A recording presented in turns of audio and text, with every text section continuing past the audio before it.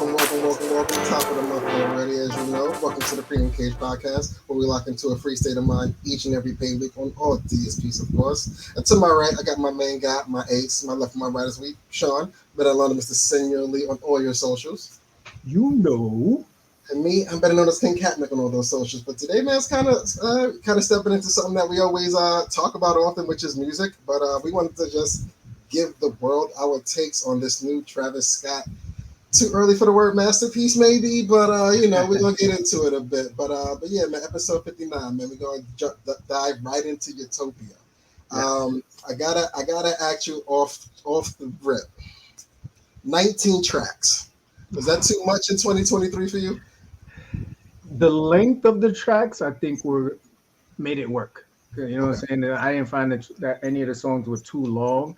And as we, get more into the conversation, we could talk about that too. But yeah, the way he put it together, it worked. Nice. As a quick recap, his last solo release was back in 2018 with Astro World. His first day streamer numbers, I think, were about at 80 million. But this new Utopia one put up like 128 million on the same day.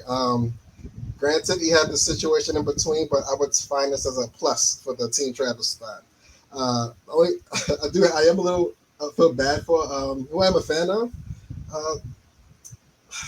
Mr. Post Malone, man. Like he kind of caught a stray on this weekend. You know what I'm saying? I haven't heard his album personally yet, but it is on a to watch list or to listen list.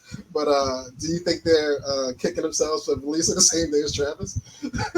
I mean, it's interesting because when you hear about release dates, like I'm not familiar with, how far in advance that you have to give a release date or anything like that.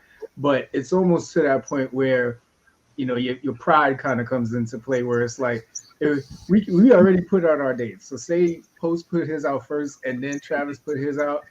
That pride kicks in. It's like, I'm not changing my date. You know what I mean? Like, I'm a man, Yeah, my fans love me just as much as his fans love him. So they'll find a way to balance both of our music. But there's probably one person on the team that was like, "You sure, man? You don't want to do a week earlier?" So we can give him 2 weeks. Let him take all that air up, and then we come through middle August strong. You know, but nah. But I'll definitely give his album listen. Probably not until the middle of August, but it's definitely on the list. If they did change it, do you think they should have came out before or after Travis? They should have did before. Try to clean up because Drake is dropping at some point too, so you don't want to get caught up in that melee with the summertime. So, you should have beat him to it, but what are you gonna do? Let's dive right into it. When you first heard the album, what were your, I guess your initial takeaways from it on your first listen? So I was at the gym, man, and I have a question for you later about that too. I was at the gym, so I was looking for certain types of songs to keep me motivated. So definitely out the gate, that track one. I mean, is that Hyena? Am I saying that right? Yeah, Hyena. I think so. Yeah. Forgive me if I'm saying it wrong. But I'm just gonna call it track one. Track one. I feel like intros are so important because they set the tone for the listener. And in the beginning, with like the funny voice and all that stuff, it was like. But I feel like he's always doing that really quirky stuff with his music. So I kind of took it. I was just hoping it wasn't going to last for too long, which it didn't. And then once the beat kicked in, I was like, oh, yes, let's go. Kicked in the high drive. I'm not going to lie. On the very first track when I'm listening, beat drop, anticipated. Didn't know when it was going to happen, but happy when it did. Then the voice cadence came out. And I'm like, my eyes kind of widened up. I'm like, he's got Ye on the album? It was like, oh, Ye too. I'm like, oh, this is that in his bag, Ye. You know what I mean? So now, Travis, unfortunately, I'm happy he hides the guest features throughout it. You know what I mean? Just because it leaves a mystery to it, which I enjoy. Feels like I'm on a bit of a roller coaster on his albums. But I ran to the credits. I'm like, wait, there's no Kanye West on this one? So I have to go listen to it again. I'm like, wait, who was that then? Like, you know what I'm saying? This was Travis? I'm like, was he in Ye's body when he did this? Like, you know what I'm saying? His influence on Trav is like mad relevant to his personal career, like on mad level. Between the Mike Dean interface and just incorporating all his little nuances and words that feel like you think Ye would say. A little mad when Ye wasn't on the album, but he had, I think he did have a little bit of production towards the end on a couple of things, but out the gate, I really thought that was Jay. I was tight. Yeah. Yeah, me too. I was like, I felt like I was listening to a Ye album, same as you. And I wasn't disappointed because I think back to with Tory Lanez, right? There was times where he sounded like Drake. There was times where he sounded like Jeremiah. Like he was always sounding like somebody else, but he was just that talented where he could make music that symbolized the stuff we were used to listen to. And if you think about it, right, that's an excellent marketing strategy. You know, you make something that you know is already out there. It's people can digest it, and then you make it yours. So yeah. Yeah, Tory was spooky with that because similar how Jamie Foxx can impersonate like voices, he could do that on wax. Yeah. With whoever career was hot that season, but that's another story for another day. Outside of the intro, were there any other standout tracks for you at the first run? For me, it was actually Modern Jam. Oddly enough, yeah, Modern Jam. Yeah, because for me, it was he did no there was no like effects on his voice, and it's just that old school like reminded me of being in the lunchroom. It's like you know what I mean? Like it took me back to that feel, and then the way he also Kanye-esque let the beat just kind of ride at the end and you just get to enjoy the music. Like I was in the gym like, all right, man, like I can rock with this now. That is my new favorite gym track. You know, it's funny, like on Modern Jam, I think I like it as a standalone track. Like in the composition of the rest of the album, it didn't feel like it made sense. Like if it was just a single he put out the test of waters to see where the crowd was, I think it would have been great on its own, like a standalone track to show where he was going. But that in the midst of all this kind of production and layering and features, him by himself on that with a super dope beat still. Like, is this like a throwaway that got mixed in by accident? Just felt like it felt outside the deck. Like everything was a spade, and this was only like heart. Like it could be. If you remember the Dynasty album, people felt that way about ignorant shit. Yes, they did. You know what I mean? They felt it was like this doesn't sound like a track that was supposed to be there, but they was like, "Fuck it, for shits and gigs, let's throw that shit out there." So we already got it mixed and mastered, man. Let's throw it out there. Yeah. You know? All right. Travis. Now, we've seen him from Days of Rodeo on throughout. Today, 2023, what do you consider him as? A rapper, an artist, or a lyricist? Artist. Definitely artist. Why? Because of the simple fact that he does follow the Kanye West model. And then of course his like the way he does everything with the merch, and even like when we had Fabe on here, the way he has all of the different decor, like he is real. You can tell he's a creative person. Absolutely. And he does that with visuals, he does that with the music. So yeah, I see him as an artist. Okay. It's funny, I kind of felt with these three he's transitioned throughout all three, but right now at the end, I think he's diving into the lyricist portion of his catalog with this album specifically. Don't worry, he's not the lyrical miracle guy as you want him to be, because that's not what you went to him for. But early days, I thought he was a rapper. Then he kind of developed into the artist as far as with the Birds Sing track McKnight, the Birds in the Dark. You know that long one he did? That long that one, I felt that was more of his artistry really coming out in that one. And then as Astroworld came, you saw his artistry go on to another level. But I felt with Astroworld, he was starting to step into a bit more lyrical bag. He started to work on his bars a bit more. You know what I'm saying? And then with this one, I thought he really stepped it up. That's why I thought it was a bit Ye-esque on a lot of his verses, because it just felt like he was going somewhere where it's a healthy progression for him. But I think he's kind of leaving his artistry behind, still taking it with him in a way, but trying to step on that new lyrical era. And that was the next question I had as far as him doing the amount of production that he did on this album. Do you think it's safe to add him into that category of a rapper that's able to produce his own tracks and make a good body of work in the Ye and now J. Cole era? Could we add Travis to that? Yeah, I think he's definitely earned that respect and that title. And if you notice it, and you make a great point, most artists are starting to not just focus on the lyrics anymore, right? They're seeing what like the Papooses and what the Kanyes are doing with business and with trying to control more of their work and actually get paid for it. So it's great to see that, Travis is definitely in that catalog, in that area. And just to go back to the last thing we were talking about, was there a particular track on this album that you were like, oh yeah, I can see the lyricist coming out? Yes, Schizo. I don't know. Okay. Hey, Talk to it was me. Schizo, as far as lyrically, kind of was the standout for me for him on this album specifically.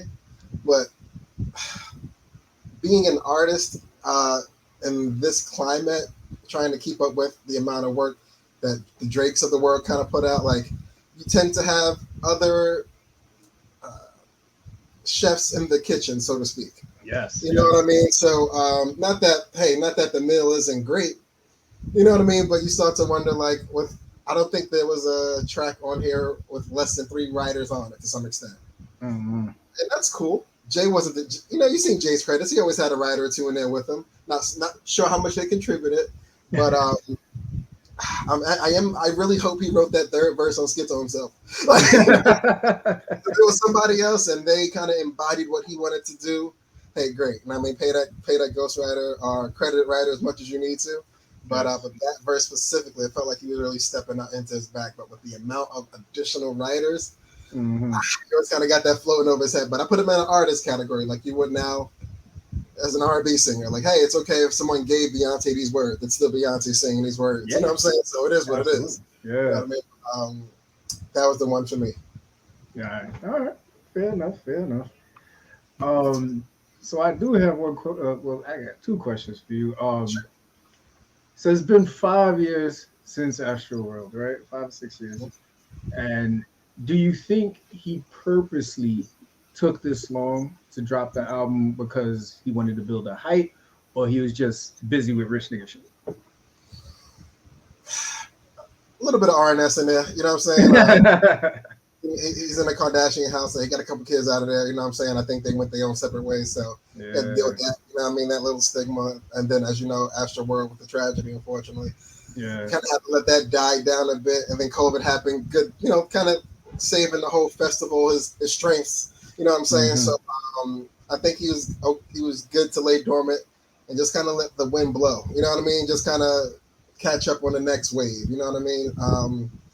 It does feel like it was a long time, but minus COVID and the tragedy and then personal life, hey, rich nigga shit, man. It's tough when I got vacations back to back to back. I gotta squeeze some studio time in out. You know what I mean? I can't say you know what I mean, but we ain't not there. But I think he had to wait.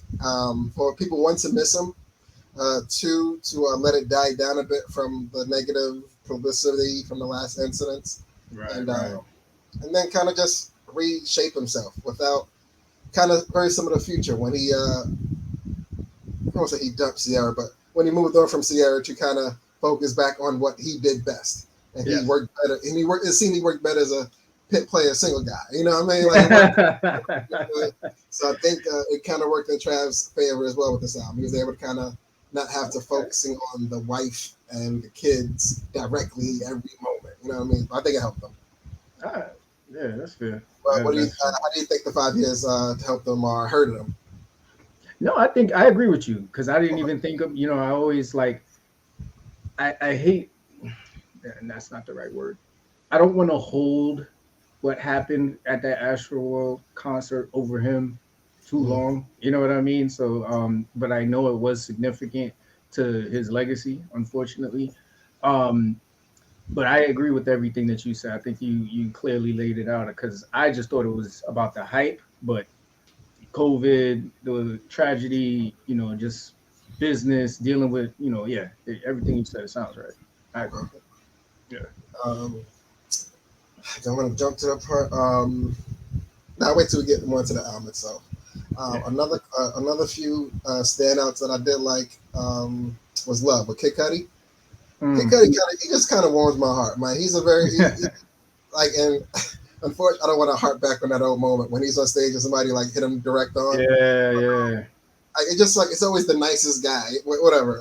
But him personally, I love everything he touches. He's very self-centered in that moment as far as just letting his emotions out on whatever track he does, and it always warms Mhm. my heart to hear him. But he was talking some crap on Twitter, or formerly known as Twitter, X now. If you got the update, which I got the other day, He was saying him and Trav, you know, they always been kind of throwing hints that they'll do a Scott's album, so to speak. You know what I mean? So they keep giving us tidbits here and there on that album, but hopefully they'll get to put that together one day too. Yeah. Oh yeah. The standout track for me right now is God's Country. I really like I think that's where you get that lyrical side of Travis. Mm-hmm. And so honestly, still listening to it because as we know with music, right? Every time you listen to it, you find another tidbit, another line, another metaphor, and then it all reminds you about how you're connected with the world because there's lyrics that when we were like in high school, now that I know more, I can understand what they were saying. So the Absolutely. beautiful thing about Travis is there's a 16-year-old kid listening to Travis right now. 10 years from now, he's gonna hear this line again and be like, "Oh, that's what Travis was talking about." Like, it's crazy. Facts. Here's a side question. I think he had about maybe 20 or so guest appearances scattered throughout the album. Mhm. Was there one appearance on the album that caught you by complete surprise? The Beyonce one. Wasn't it? Yeah. The VR, like, cause I'm there, I'm listening to the track, and I'm like, all right, this feels like it's like a R&B flow type joint, Yeah. right? And then I hear the voice, I'm like, no, I was like, is that the Queen? I was like, nah, I didn't. no, That's something to think about. I'm like, I don't think I've heard Beyonce on another rapper song outside of Hope, of course. hmm I was like, no, she's had. I'm like, that Cameron song can be the last R&B song that she's done for another rapper. And I'm like, yeah, I think everything else was like Destiny's Child based as far as like the T.I.s and the Little Wayne and everything else. I'm like, I need an ESPN crew. We got to get on that. But I don't know yeah, if she's had another one since. But shouts to her. I don't know who made yeah, that call, who gave the last approval on that. But happy to see it come together. She shines as always, no matter what she does. But yeah, she was definitely the standout appearance for me on this one. I agree yeah, with you. yeah. That's a good point. I'm trying to think. Did she give Kendrick one? I don't know. I, I feel like Kendrick could have probably been the one that she did do a feature for, Okay, I gotta but get. yeah, I gotta jump in my research bag. It feels like yeah, it. yeah. Oh man, but Yeah. yeah, that was definitely for me. I gotta know, man. That Sirens Meltdown Drake feature, man. Talk to me. Woo! This is Savage. right. I'm here. I'm here for Savage Drake. I'm here for it because the infamous line "diss me and you'll never get a reply for it." I mean, he was well known for that when he first came in, but it was like after about 5 years, I think, probably less than that, he was like, "Fuck this." You know, like, he was like, "Fuck Absolutely, this." I'm hearing absolutely. all y'all niggas out. Y'all, I hear y'all sneak dissing. Y'all know I be helping y'all with y'all music, y'all albums, and now y'all acting funny. I'm here for Savage Drake, man. I think I mean, it was a slow cook too, man. Like, slow cook. What you think? No, I was just gonna say I enjoy Savage Drake as you say, but like I really need him to focus on the goal here, man. Like if that's your enemy, man, hit your enemy, man. Like it's because Pharrell got caught in the melee of this situation with old jewelry getting bought and heritage bars getting dropped. I'm like, Pharrell is probably the nicest guy and the youngest looking old guy hip hop has to offer. You know what I'm Yeah, saying? But I just don't think he's the one to catch any strays. Like, you want him to go into the booth and reply like with the Neptunes? Like, what do you want him to do? Like, hit you with an instrumental? He'll be the first instrumental beat diss reply, and he'll kill him. Like, you know what I'm saying? yeah, But yeah, leave Pharrell out of this, man. He's taking over for Virgil, man. Come on, man. Leave that guy alone, man. He's done too much. yeah. Um, oh wait, another surprise guest I didn't plan on hearing from Dave Chappelle. It was good to just hear. He ain't drop any verses for those that haven't heard the album yet. But he Mhm. did have a cool little monologue going into one of the songs. And I was like, I like Dave. He needs to. I want him to take over that. What's his name? The old guy that's been old forever. Morgan Freeman. I want him to take Yeah, over the. yeah, I want him to take over the Morgan Freeman role for movies and shit going on. Like I like Dave's voice. He can keep that oh going. yeah, yeah, He can definitely, definitely keep that definitely. going. Dave can't do no wrong if you ask me, man. That's just the way it is. Sure. Um, yeah, I'll save my second question for you towards the end. Oh yeah. Another song. If Travis isn't on the global scale yet, I think that song K-pop is gonna put him there. Yes. Anything with Bad Bunny on it is a cheat code, I believe. Mm-hmm. But adding weekend vocals in between, just it was just extra sauce that was unnecessary. You know what I'm saying? Now it's just got to put over the pot. But I think that'll really put him on the global scale for his tours whenever he does go out, I guess, outside the U.S. to start that. And I think my last hidden gem on this one was West Side Gun on Lost Forever. Hip hop's got to protect that guy by all costs. Like, you know what I'm saying? Like, just because he never jumped into the light of what the rapper needs to do. He just always does what he loves personally, as far as artistry, beat selection, the grind from the '96 season specifically. Like, you know what I'm saying? Like, the '96, '97 season in every track he does. You know what I'm saying? And they need whoever's the gatekeepers needs to protect him. He may not get all the awards, but West Side, he's my like sixth player off the bench that was never on the bench because he's always been a starter. Like, you know, See, but I like him a lot, man. And Benny, of course, and the other gentleman as well. He dropped something too, but good stuff from the camp. Good stuff. Yeah. Griselda has a lot of great things going on over there, man. Mm-hmm. Mm-hmm. So yeah, man, definitely a really, really good album. I'm probably gonna listen to it again right after this because now just talking about it just makes you want to go back and see what other hidden gems are there. But with doing that now, and this frames my next question. I first listened to it in the gym, right? So there was particular like beats that I was looking for, flows, because I need motivation in the gym, right? I can't just listen to anything. Mm-hmm. Then later on that afternoon, I got on the train and I noticed I could listen to the other songs that I couldn't listen to in the gym, right? Because now I'm just chilling. So I wanted to ask you, do you feel like where you are when you're listening to the music impacts how you receive the music? 1000%. Not only where you do it, how you receive it as well. Because me personally, I like to, for albums that I'm anticipating or something I truly was waiting on, I like to give the first listen right over the ears, very close to home, to hear all the little nuances on the first wave. You know, I go, okay, I think I see the vision. And then the second listen, I try to put it in the car. I want to see if the car effect helps certain songs, because the bass get hit with so much in like these little plugs. You know what I'm saying? Unless you got the beat joints, you know what I mean. You're not getting every little thing there. But Game changer. With the car test, it helps you find songs you didn't hear. You know what I'm saying? Then the back and forth, like you said, once you hit the gym now, the real energy tracks hit you a bit harder. So the location of any song receiving is top notch. Like, you got to be in the right place for certain songs to hit a certain way, if it makes any sense. But I think that's why you can't hear the same album in the same place. I think, like you said, to your point, you heard it in the gym, then you heard it on the train, and then now it's the same album. Now sounds like not that it's totally different, but it does have a new feel to it now. You know what I mean? Depending on where you are. So absolutely. Yeah. You got to listen to something, hear it in one format, in more than one place if you could. Mm-hmm. For sure. Yes, sir.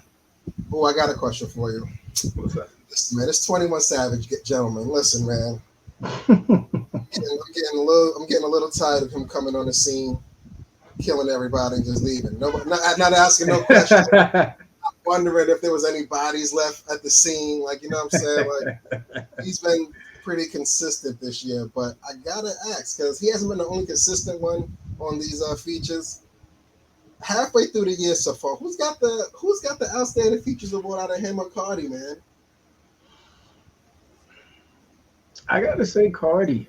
Cardi still got one up on him. Yeah, because I just feel like over the last couple months, if not for the entire year so far, and we're only in July. I mean, this will be dropping in August, but they've been running the show.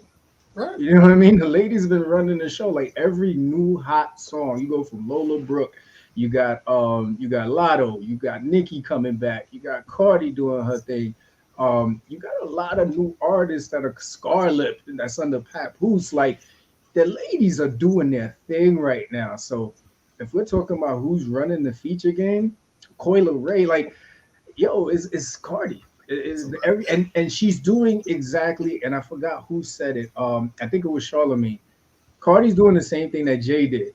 when Jay was like, he would go like do verses for whoever was rocking. Like that Juvenile, getting on that Juvenile joint, like nobody was really fucking with Juvenile. Jay went over there, and all of a sudden everybody went fuck with Juvenile. Like she's doing exactly that for all the ladies that are coming up, and she was doing it for the dudes too with the drill rap. So I got to give it to Cardi. Can't even get mad at you. Like I want to pick 21 just because he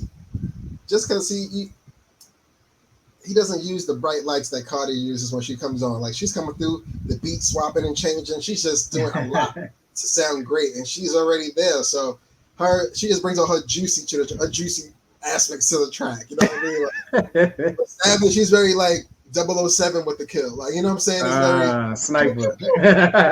Cardi showed up with the bazooka, so yo, I'm everybody's dying. Like you know what I'm saying? And you respect it now at this point in her career because she's earned that right. But 21 continues to come up with the golden gun, the one-shot kill from 64. Just I hated that fucking gun. If you ever play with that, for our old gamer 64 golden, if you have the 3-way controller from 64, you know what we're talking about. But that shit ruined friendships. It's a cheat code. Like, at least if you're going to do it, at least have unlimited kills, so you'll just be there for a while. You know what I'm saying? Those 3 kills. Game over. It's just disrespectful. Yeah. But, all right. But yeah, Cardi, she's still up on him. Trying to think, is anything else that I think my last point on this, telekinesis. Bringing Future and SZA together, bro. That was just man.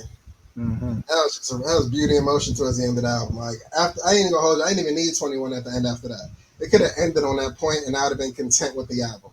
You know what I'm saying? Like shit. I had the album at a 9, thinking telekinesis was it. And then the 21 at the end, I was like, maybe 8.5. Like, you know what I'm saying? Like now it's just kind of, I'm at 18 already, but now it's kind of long. But it's still solid nonetheless. But yeah, the way they put telekinesis together is super dope. We gave each artist their time to shine on the track, and I just appreciated that, man. Good job to Trav and Mike Dean and the crew, bro. Yes, man. Excellent job. Anything else, my brother? For this one, nah, man. I'm Gucci. I'm Utopia out, bro. Well, I always appreciate hearing your point of view, man. You know, we've been listening to music for a long time, and I think you're the person I always go to whenever I hear any music to get the great breakdowns, man. So it's great to share that with the whole FCP crew. Make sure y'all check this episode out. Thank y'all for coming in. And you know, it's that time, man. We got to get back to our regular lives, man. So you are now released into your regularly scheduled program. Corporate life, parental life, entrepreneurship, whatever it is that you do, we salute you. I'm Senor Lee. Okay, Gavin. See you back next pay week when we lock back in to a free state of mind.